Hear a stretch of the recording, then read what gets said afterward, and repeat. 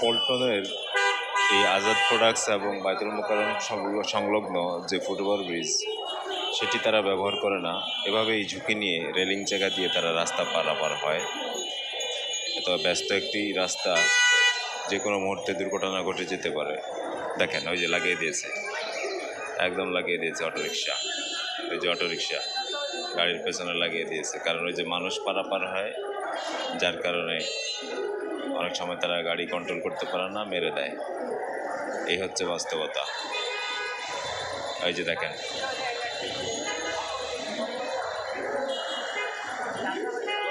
গাড়ির পেছনে লাগিয়ে দিয়েছে, শুধুমাত্র ওই যে কন্ট্রোল করতে পারে নাই, কারণ মানুষ পার হয়।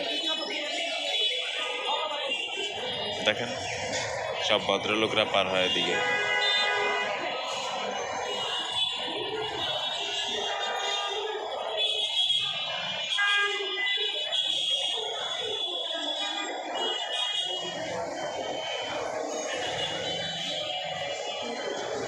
এই ফুটওভার ব্রিজ, এই যে ফুটওভার ব্রিজ, এই ফুটওভার ব্রিজ রেখেই মানুষ এদিক দিয়ে এভাবে রেলিং জায়গা দিয়ে রাস্তা পার হয়।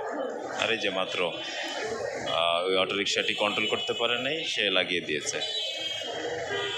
তো এই অনেক সময় এভাবে মানুষের গায়ের উপরে উঠিয়ে দেয়।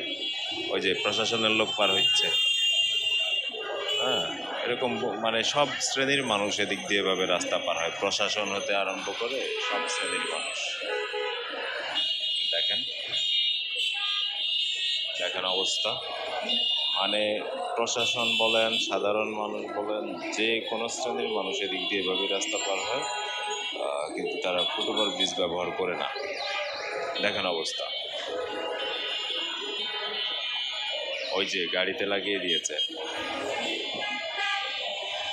মানুষ পারাপারের কারণে অটোরিকশা সে কন্ট্রোল করতে পারে নাই, সে ওই ইয়ের সাথে, আইল্যান্ডের সাথে, সরি আইল্যান্ড না, ডিভাইডারের সাথে রিক্সা কিন্তু লাগিয়ে দিয়েছে। গাড়ির সাথে অতটা লাগে নাই, খুব অল্পই লাগিয়েছে সম্ভবত।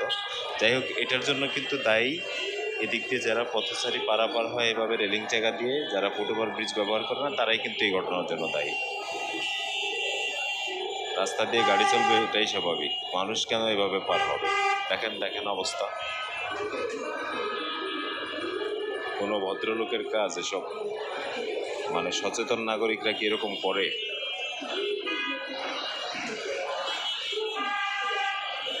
কোনো সচেতন নাগরিকের এভাবে রাস্তা পার হতে পারে না। মানে অনিয়ম অনিয়ম এইসব মানুষটাই অনিয়ম করে, আবার এরাই তাদের সোশ্যাল হ্যান্ডেলে মানে নিয়মের কথা বলে। যত নিয়ম নীতি, বিভিন্ন অনিয়মের কথা তারা এরাই বলে, কিন্তু এরা নিজেরা অনিয়ম করে। দেখেন দেখেন অবস্থা।